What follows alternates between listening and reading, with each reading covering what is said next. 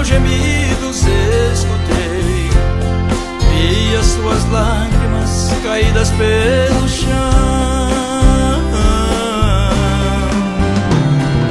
Você me falou que as suas lutas são demais, pensou em parar e até voltar atrás, mudar de direção.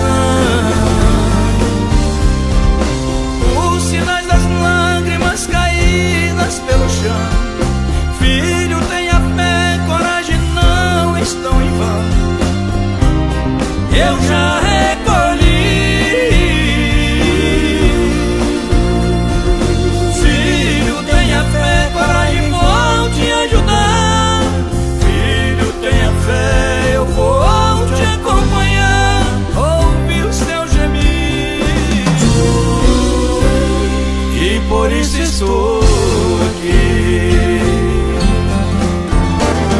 Eu quero ser o lenço para enxugar seu pranto, quero te guardar e te cobrir com o meu manto, e a tua cruz que é tão pesada, vou te ajudar a levar. Para o seu cansaço quero ser o travesseiro, para o desespero quero ser o aconchego, pois não marco o dia e nem a hora para te abençoar.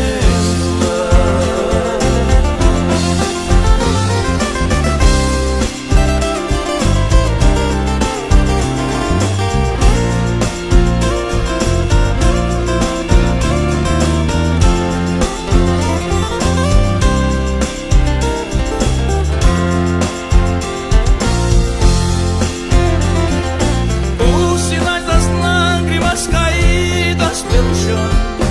Filho, tenha fé, coragem, não estão em vão. Eu já recolhi. Filho, tenha fé, coragem, vou te ajudar. Filho, tenha fé, eu vou te acompanhar, ouvir os seus gemidos, e por isso estou aqui. Eu quero ser o lenço para enxugar seu pranto, quero te guardar e te cobrir com o meu manto, e a tua cruz que é tão pesada, vou te ajudar a levar.